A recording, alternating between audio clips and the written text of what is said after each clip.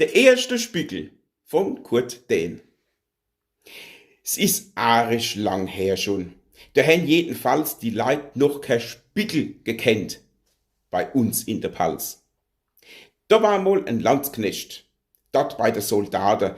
Da ist in die Stadt gekommen und sieht in einem Laden das erste Mal im Leben einen Spiegel auf er.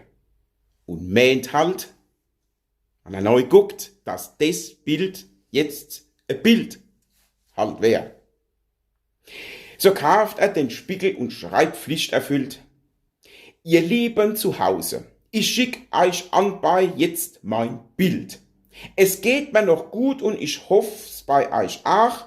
Der Krieg, der geht weiter mit Feuer und Rauch. So ist halt das angebliche Bild jedenfalls dann angekommen in irgendeinem Ort von der Pals. Der Vater, der hat den Brief aufgemacht, hat sich das Bild von seinem Sohn mal betracht. Er guckt in den Spiegel und meint dann im Nu: Oh, alt ist er worden und sein Bu.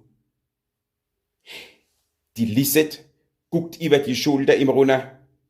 Sie schüttelt den Kopf und sagt: Das ist kein Wunder, dass der so alt aussieht. Da guck mal, mein Gott, was der für eine hässliche Freundin da hat.